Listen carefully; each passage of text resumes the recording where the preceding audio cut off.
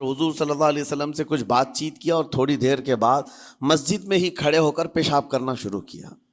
بخاری شریف میں یہ حدیث موجود ہے، جب مسجد نبوی میں کھڑے ہو کر پیشاب کرے تو صحابہ اکرام سب دیکھ کر کے دوڑانے لگ گئے، خذوہ خذوہ، پکڑو اس کو پکڑو اس کو، اور صحابہ دوڑاتے تھے، وہ پیشاب کرتے ہوئے بھاگتا تھا پوری مسجد میں۔ نبی پاک صلی اللہ تعالی علیہ وسلم نے فرمایا دعوہ، چھوڑ دو اس کو، کر لینے دو،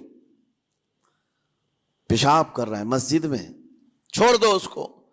جب وہ صحابہ اکرام حضور کا حکم سنتے ہیں سب پیچھے ہٹ گئے۔ تھوڑی دیر کے بعد نبی کریم صلی اللہ تعالی علیہ وسلم نے صحابہ سے فرمایا پانی کے ڈول بھر کر کے لائے جائیں۔ صحابہ سے ہی منگوایا، پانی کے ڈول بھر کر کے لائے گئے اور مسجد نبوی کے میدان میں فرش پر بہایا گیا اور صاف کیا گیا۔ اب وہ شخص نہایت ہی ڈرا سہما کھڑا تھا، میرے ساتھ کیا ہوگا پتہ نہیں، میں نے پیشاب کیا، اب مجھے یہ لوگ قتل کر ڈالیں۔ نبی کریم صلی اللہ تعالی علیہ وسلم نے قریب بلایا اور فرمایا، نہایت نرم گفتگو کے ساتھ حضور فرماتے ہیں یہ اللہ کا گھر ہے، یہاں پیشاب نہیں پیشانیاں رکھی جاتی ہیں۔ بس یہ جملہ ہے، بخاری شریف میں موجود ہے، یہاں عبادت کی جاتی ہے۔ اتنا کہہ کر رخصت ہو گئے، رخصت کر دیا۔ وہ دیہات سے آیا ہوا جو نوجوان تھا یا شخص تھا، باہر نکلتے ہی وہ کلمہ طیبہ پڑھ کر حضور کی غلامی میں شامل ہوا۔ میں نے وہ بلند عالی اخلاق نہیں دیکھے۔ نبی کریم صلی اللہ علیہ وسلم کے بارے میں قرآن کہتا ہے فَبِمَا رَحْمَةٍ مِّنَ اللَّهِ لِنْتَ لَهُمْ، اللہ کی رحمت سے آپ لوگوں کے لیے نرم ہیں، اس لیے لوگ آپ کے ارد گرد لگے ہوئے رہتے ہیں۔ وَلَوْ كُنْتَ فَظًّا غَلِيظَ الْقَلْبِ لَانْفَضُّوا مِنْ حَوْلِكَ، اے رسول اگر آپ سخت دل ہو جائیں تو پھر یہ سب چھٹ جائیں گے، آپ سے دور ہو جائیں گے۔ اس رسول کے لیے جب کہا گیا ہے کہ اگر آپ سخت ہو جائیں تو لوگ چھوڑ کر کے دور ہو جائیں گے، تو ہمارے اور آپ کے لیے کس قدر لہجے کی پابندی ضروری ہے۔ ہاں عزیزان گرام وقار، اپنی گفتگو، اپنے کلام، اپنی بات چیت سے آپ اپنے سلیقے بتاتے ہیں۔ گالی گلوچ کرتے ہوئے جن کی صبح شامیں ہوتی ہیں ان کو دیکھ کر کے ہی پہچان میں آ جاتا ہے کس گھر سے یہ تعلق رکھتا ہے، کہاں ان کی تربیت ہوئی ہے، کس طرح ان کے آداب سکھائے گئے۔ اسی لیے میرے عزیزو، بچوں کو آوارہ بھی نہ چھوڑ دینا کہ وہ اپنی زبان گلی کوچوں سے سیکھ کر کے جائیں، کل کو ہوگا یہ کہ اس کی زبان کی وجہ سے لوگ تمہیں تان و تشنیع کریں گے، اس کا باپ ایسا ہوگا اس لیے بچہ ایسا ہے، اس کی ماں اس طرح ہوگی اس لیے اس کی گفتگو ایسی ہے۔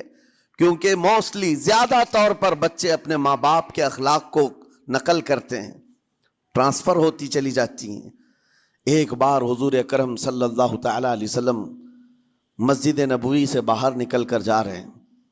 توجہ میرے عزیزو، اخلاق کہاں دکھانے چاہیے اور ہماری بات چیت کے انداز ہمیں کہاں ہونا چاہیے، میں آپ کو بتاؤں۔ حضور تشریف لے کر جا رہے ہیں، صحابہ اکرام کھڑے تھے حضور کے اطراف۔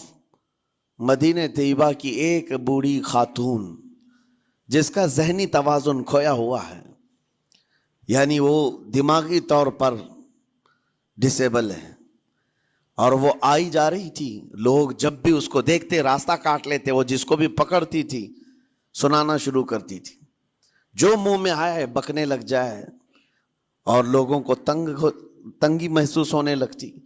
صحابہ نے دیکھا کہ یہ عورت آ رہی ہے، حضور کی طرف آ رہی ہے، سب نے حضور صلی اللہ علیہ وسلم کو گھیر لیا، اس کا راستہ روکنے کے لیے اب آئے گی، اور نبی کریم صلی اللہ علیہ وسلم کے پاس اگر زبان درازی کرنے لگ جائے، پاگل عورت ہے، اور بک بک کرنے لگ جائے، حضور پاک صلی اللہ علیہ وسلم کے ادب میں کہیں کمی نہ آ جائے۔